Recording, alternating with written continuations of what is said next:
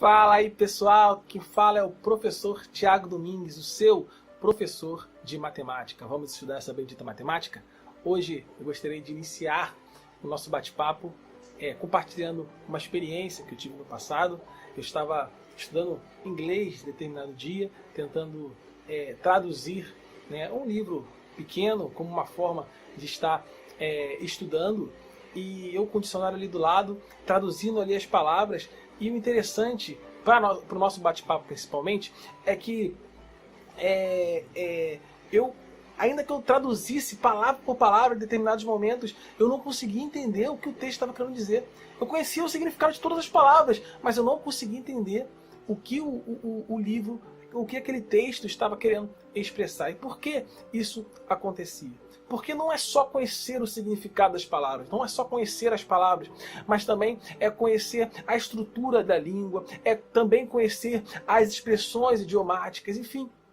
Então tem coisas por trás das palavras que nos ajudam a entender, a linguagem. Uma outra experiência também que vai colaborar para esse bate-papo nosso foi quando eu fui estudar pela primeira vez a filosofia tomista. E eu, quando eu falei, vou conhecer um pouco mais sobre a filosofia tomista, estava com interesse em conhecer um pouco mais do pensamento de Tomás de Aquino. Então o que eu fiz? Eu peguei a Suma Teológica, que é a principal obra de Tomás de Aquino, abri e tentei começar a ler, assim, com a cara e com a coragem, Então o que aconteceu? Como foi essa experiência? Também foi uma experiência bem ruim. Eu fiquei muito tempo nas duas primeiras páginas e tentando traduzir ali as palavras, tentando entender ali o que estava escrito, mas ainda que eu conhecesse as palavras que eu não conhecia, eu fui no dicionário e vi os significados, mas ainda que eu soubesse ali os significados das palavras de formas individuais, quando juntava tudo, eu não conseguia entender o que Tomás de Aquino estava querendo dizer ali no seu livro. Enfim, mesmo depois de ter lido ali as duas páginas, finalmente, depois de bastante tempo, e entendido alguma coisa, e depois de muito tempo, eu entendendo alguma coisa, ainda assim, depois que eu fui conhecendo um pouco mais a fundo a filosofia tomista, eu fui vendo que aquela interpretação inicial tinha vários equívocos. E por quê?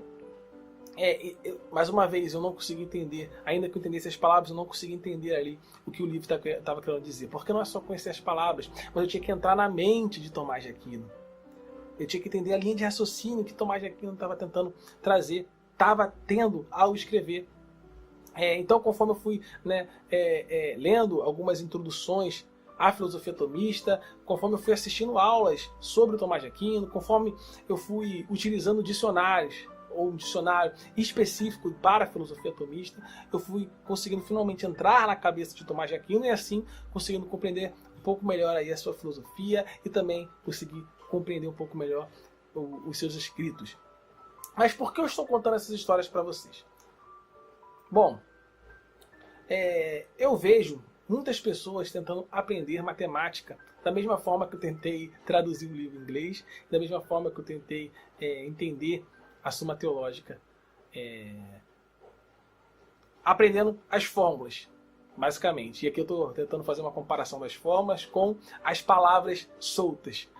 Não adianta você entender as fórmulas soltas, assim como entender as palavras soltas, se você não entender a estrutura que está por trás, a lógica que está por trás, tanto das fórmulas quanto da língua.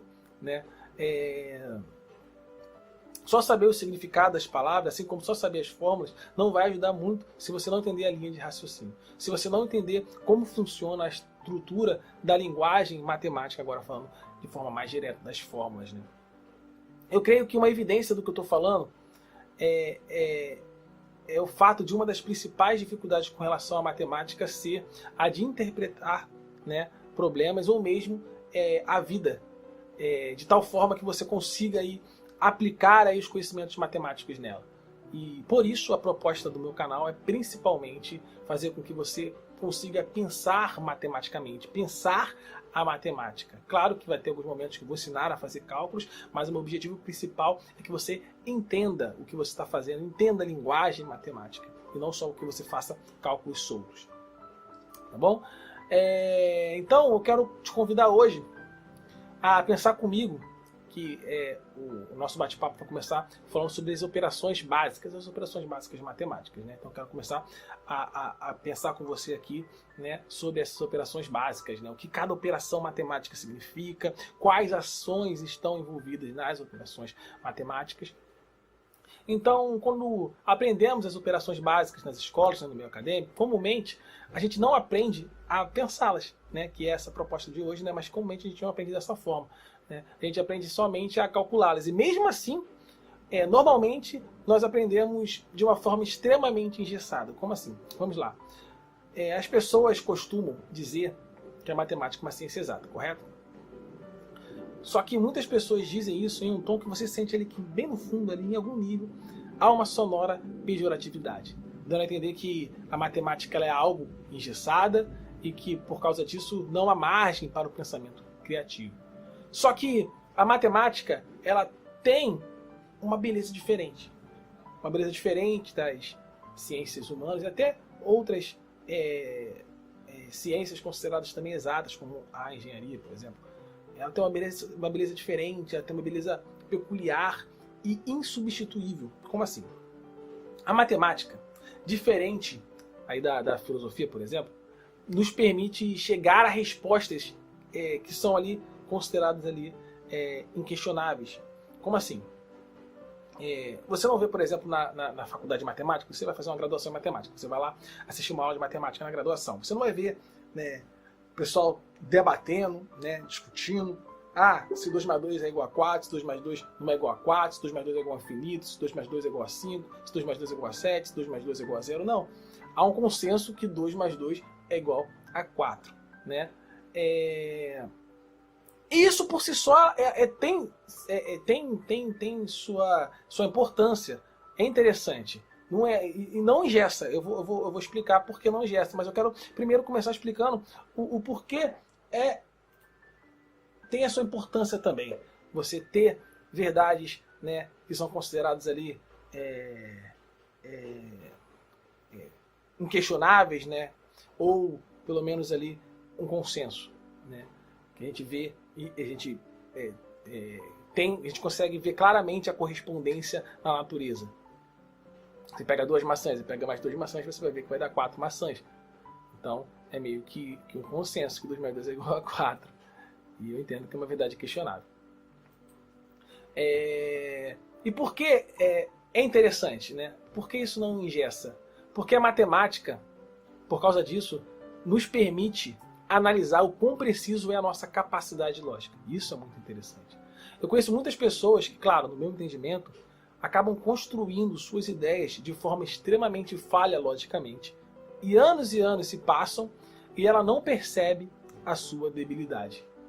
E muitos acabam nunca chegando a perceber. Passa a vida toda, termina a sua vida e não percebe que as linhas de raciocínio, as suas ideias, a forma que a pessoa construía as ideias com relação à vida, a respeito da realidade, eram falhas logicamente. Isso fazia com que aquela pessoa vivesse um mundo fantasioso, um mundo fora da realidade. E ela vivia a vida toda e morria vivendo dentro desse mundo que fantasioso que só existia dentro da sua cabeça. Então a matemática, ela refina a sua capacidade de pensar logicamente e acaba evitando, né, ou pelo menos diminuindo a fantasiosidade, a ilusão que você pode gerar da vida a partir da sua mente de falhas lógicas, né, que sua mente pode construir caso haja uma grande debilidade lógica vinda de ti. Mas mais do que isso, é muito comum na escola o pessoal dar um enfoque muito grande para o resultado, que é o resultado absoluto que a gente chega, né? Todo mundo tem que chegar naquele resultado, aquele resultado é o resultado correto. Então a gente dá um grande enfoque para isso, né? A matemática é a ciência que tem um resultado absoluto, por isso ela é engessada. Não! O enfoque que se é dado no meio acadêmico é para o resultado, só que a maior beleza da matemática, pelo menos em termos educacionais, não é o resultado em si, mas é o processo para se chegar ao resultado. Essa é a maior beleza da matemática em termos educacionais. Quando a gente olha para a filosofia, a gente vê que na filosofia há infinitas respostas para uma pergunta.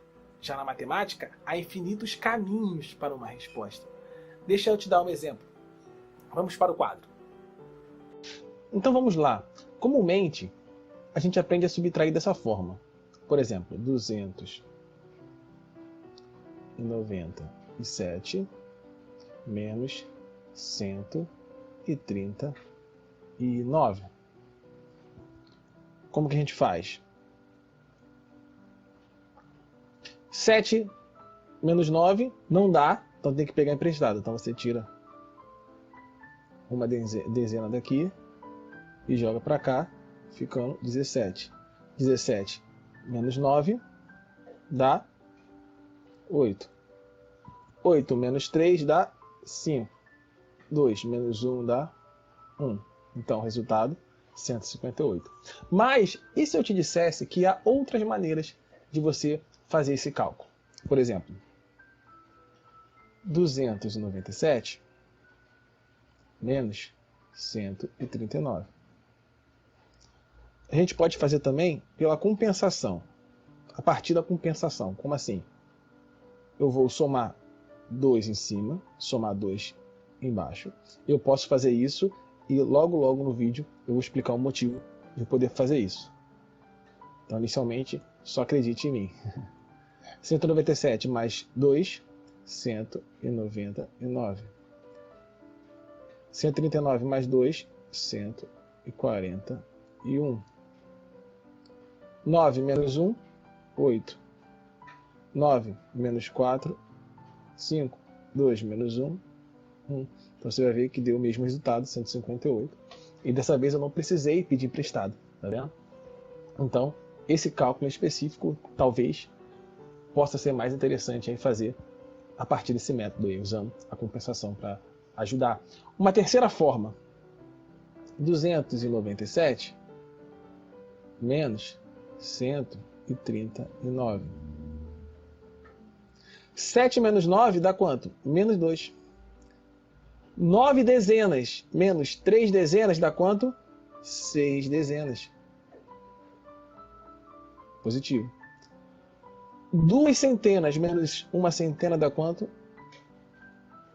100. Positivo. 100 mais 60, 160 menos 2, 158.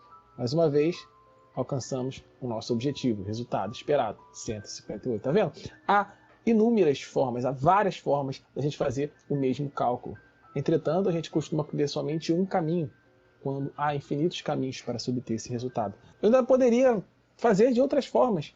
Por exemplo, ao invés de somar 2, somar 3. Aí ficaria 297 mais 3, 300, menos 139 mais 3, que daria 142. E 300 menos 142 daria também os mesmos 158. Porque talvez, em alguns momentos, esse pode ser o caminho mais interessante. Eu gosto de fazer dessa forma, somar ou subtrair para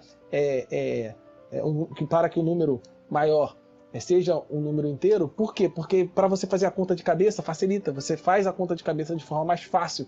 Muitas pessoas me perguntam, Tiago, como você faz para fazer contas rápido, né, de cabeça? E a explicação é que na minha cabeça eu manipulo a matemática para que os cálculos sejam cálculos mais simples, e assim eu consiga resolver de forma mais rápida. Então, por exemplo, eu posso dividir o número em partes. 297, eu posso somar 3 dos dois lados da subtração, vai dar 300, e eu posso dividir o 300 em 200 mais 100. Olha só, em 139, vai somar 3, vai virar 142, eu posso dividir em 100, 42. Olha só que legal. Aqui, eu sei que o 100 corta com 100, e 42 menos 200, que fica fácil, né? Mas você ainda pode fazer o seguinte, olha só. Você pode manipular da forma que você quiser. 200, você pode botar 100, mais 100, sei lá. 100 menos 42 dá 58, mais 100, então igual 158. Tá vendo? Uma outra alternativa para você fazer, enfim. Você pode manipular de formas infinitas. Aí a pergunta que fica é, qual é o melhor método? Não existe o melhor método. Não existe o melhor método. O melhor método é o que funcionar melhor para você.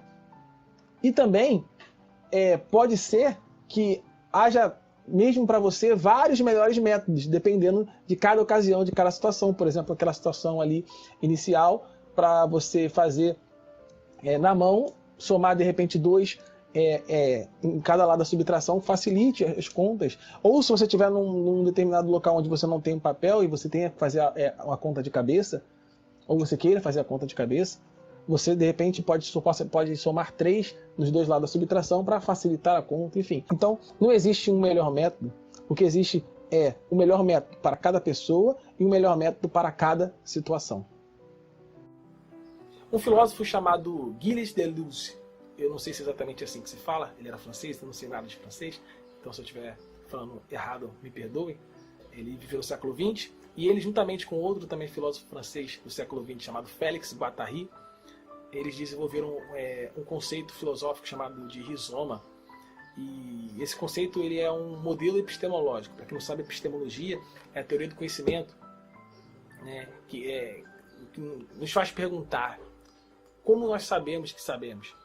Então ele propõe aí uma forma de entender como que se constrói esse conhecimento. Gostaria também de deixar claro que eu não sou nenhum especialista nesses filósofos, então eu estou falando aqui que pelo pouco que eu li, a forma que eu interpretei e como que eu apliquei isso, como que eu li isso dentro do assunto que estamos abordando. E para vocês entenderem a linha de raciocínio, eu acho que é interessante a gente voltar no passado e lembrar de como a gente fazia quando a gente fazia aqueles desenhos, aquelas árvores, lembra? Todo mundo já fez desenho de árvore na escola, né? Então, a gente fazia aquele desenho, aquela árvore, todos os desenhos de árvore eram parecidos. Então, tinha aquela árvore que tinha aquele crescimento bem definido. Então, vocês sabem, tinha aquele tronco, aí tem as folhas, né? Então, imagina que essa árvore, né, que você desenhou, que a gente desenhava, é a forma como muitas escolas, muitos professores ensinam a matemática hoje em dia, principalmente. Então, o tronco ali seria o caminho, e ali os galhos e as folhas seriam as matérias que você precisa aprender. Então, nesse modelo, né, dessa árvore, você vê ali um caminho que, a partir dele, que você consegue chegar ao conhecimento matemático aí, das matérias, né, que a gente divide em matérias. Só que, para pensar, será que esse modelo, ele corresponde, é o que mais corresponde à realidade? Será? Quando a gente olha para as pessoas, a gente vê que as pessoas, elas são seres únicos, cada pessoa ela é única, cada pessoa tem uma história única, cada pessoa pensa de uma forma única, cada pessoa tem experiências únicas, porque ainda que a gente tenha experiências iguais em alguns sentidos, a gente interpreta também aquelas experiências de forma única, a gente vivencia aquelas experiências de forma única, então cada ser humano é um ser único. Então o que me parece é que não existe, igual essa árvore, um caminho único e certo para se chegar ao conhecimento matemático. Então, o que esse conceito vai nos propor, esse conceito de rizoma, que há infinitas lentes para se enxergar o caminho e também que há infinitos caminhos para se chegar ao resultado. A ideia do rizoma vem de algumas estruturas de plantas que, diferente dessa árvore, né, que a gente costuma desenhar, tem ali um crescimento definido. Ele não tem um crescimento definido. Ele pode crescer de várias formas diferentes, em pontos diferentes, diferente dessa postura, dessa árvore, né, que tem um tronco ali, e a partir dela saem as matérias, e você necessariamente tem aquele caminho fixo, que seria o tronco. Você pode adquirir aquele conhecimento de pontos diferentes, ou seja, você pode, a partir de experiências vividas, você pode tirar algumas ideias diferentes de outras ideias que outras pessoas têm. A partir dessa ideia que é diferente da outra, você pode construir um caminho diferente do outro, mas que chega também àquele conhecimento matemático. Então, você consegue ver que por pessoas serem complexas e peculiares, as pessoas, elas encontram seus próprios caminhos, elas podem encontrar seus próprios caminhos a partir de experiências próprias e de ideias peculiares que elas possuem. Elas podem encontrar o seu próprio caminho para o conhecimento matemático. Então é essa a proposta da filosofia rizomática, vamos dizer assim, para esse conhecimento epistemológico matemático, que eu acho que acaba correspondendo melhor à realidade quando a gente olha principalmente para o que o ser humano é. O ser humano é um ser peculiar, um ser único, um ser ímpar. E por isso acho que a gente tem que considerar isso. Então, acaba que o papel do professor nessa postura acaba sendo um papel de não ensinar um caminho fixo, mas sim um papel de ajudar o aluno a encontrar o seu próprio caminho. Então vamos voltar às operações matemáticas. Eu quero trabalhar nesse vídeo as duas primeiras, né? A soma e a subtração. Então, como eu disse, a gente não aprende a entendê-los comumente, né? A entender as operações matemáticas, o que elas representam, as ações, as ideias que estão por trás dela. Geralmente a gente aprende só o quê? Só fazer os cálculos, fazer ali a parte ali instrumental. Então hoje o nosso objetivo é te convidar a pensar essas operações. Então vamos começar então com a soma. A primeira ideia que o ato de somar nos traz é a ideia de acréscimo. Então, por exemplo, eu possuo R$5 e recebi R$2. Ou seja, eu tinha R$5, eu acrescentei R$2. Então, quantos reais eu fiquei? Então você faz 5 mais 2, que é igual a 7. Então eu fiquei com R$7. Essa é a primeira ideia que a soma nos traz. A adição também pode significar ajuntamento. Por exemplo, eu tenho R$3, minha irmã tem R$4. Então, quanto nós temos juntos? Eu pego meus R$3 e junto com os R$4 da minha irmã, né? E então a gente soma esses valores. Então R$3 mais R$4 dá R$7. Então temos juntos R$7. Então essas são as ações envolvidas na adição. Agora vamos para a subtração. A subtração ela já é mais interessante, bem mais interessante. O primeiro ato que a subtração ela pode significar é o ato de retirar algo. Então você tem R$10 e você gastou o quê? R$5, por exemplo. Em quantos reais você ficou? Então você tinha R$10 e você tira R$5 daqueles R$10, né? Então você retirou R$5. Então 10 menos 5 igual a 5. A subtração também pode significar um complemento. Quanto falta para se alcançar determinado objetivo? Por exemplo, você tem R$100 e você quer comprar um tênis. Esse tênis custa, sei lá, R$120. Quanto falta para você conseguir comprar esse tênis? Então você pega o maior valor, 120, e subtrai desse menor valor 100. 120 menos 100 dá 20. Então faltam R$20 para você conseguir comprar o seu tênis. E a última ideia básica da subtração é a ideia de comparar. E essa ideia ela é fundamental, ela é muito importante, porque ela vai nos trazer algumas implicações bem interessantes. A primeira importância dela é que a gente precisa se atentar, é que no enunciado dela, quando você fala, quando você faz a questão a respeito dessa ideia de comparação, pode vir a palavra mais. Por exemplo, eu tenho 30 anos, minha irmã tem 20 anos. Quantos anos eu tenho a mais que minha irmã? Então, como vem a palavra mais no enunciado, a palavra mais no problema, a palavra mais na questão, você pode, né, acabar achando que você precisa somar. Só que não. A ideia, quando você olha para a ideia, aqui é a ideia de comparação. Quando é a comparação, nesse caso é subtração. Então, notem que apesar da palavra mais aparecer, o que eu estou fazendo é comparando uma idade a outra, então preciso o quê? Subtrair. Então você vai fazer o quê? Você vai pegar o maior valor, 30, e vai subtrair 20. Vai ficar 30 menos 20 igual a 10. Então eu tenho 10 anos a mais que minha irmã. Outra coisa interessante de se observar com relação à comparação é que a diferença ela é absoluta. Como assim a diferença é absoluta? Ainda que os anos passem, a diferença de idade que eu e minha irmã temos, ela não vai mudar. Quando eu tiver 50 anos, ela vai ter 40 anos. E a diferença permanecerá sendo 10. 50 menos 40 igual a 10. E o que isso significa? Isso significa que se eu somar o mesmo valor dos dois lados da subtração, eu não altero o resultado da operação. E é por isso que a diferença de idade não se altera. Por isso que a gente fala que a diferença é absoluta. Por quê? Porque o que eu estou fazendo? Todo ano eu ganho mais um ano, mas ela também ganha um ano. O que você está fazendo então? Você está somando um em cada lado da subtração. Logo, você está mantendo a operação. Por isso que a idade a diferença de idade nunca muda entre duas pessoas. E você também pode pensar retroativamente. Pensa, por exemplo, há 15 anos atrás, eu tenho 30. Tenho 15 anos atrás, então eu tenho 15, minha irmã 20, 15 anos atrás tem 5. O que eu fiz? Eu subtraí 15 dos dois lados dos dois lados, da subtração. O que acontece? Eu não altero o resultado, por isso também que a gente pode somar e subtrair e dar o mesmo resultado. Não altera a operação. Por isso que a gente fala que o resultado da subtração ele é absoluto, porque ainda que você faça operações de soma ou subtração nos dois lados, né, desde que sejam iguais, os dois lados da subtração, o resultado permanecerá o mesmo. Isso é o que a gente chama de compensação. E a compensação ela é bem interessante, porque ela pode ser muito útil para facilitar e agilizar os seus pensamentos matemáticos. E foi a ideia que a gente trabalhou quando eu fui lá para o quadro. Por exemplo, quanto é 97 menos 43? Talvez você demore um pouco aí para resolver essa conta de cabeça. Mas se você somar 3 em ambos os valores, a conta fica bem mais fácil. Fica 100 menos 46. E fica fácil de você perceber que é 54.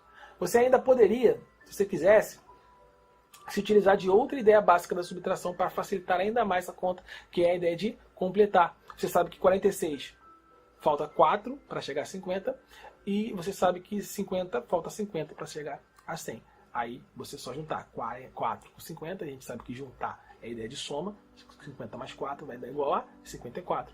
Então você pode observar que há infinitas formas de se manipular a matemática. Então seja criativo, encontre o seu jeito. A matemática ela não é algo engessado, como muitos vão dizer, como muitos pensam. Mas ela tem sim margem para a criatividade. Há infinitos caminhos para se chegar à solução. Então descubra o seu caminho, ou mesmo crie o seu caminho.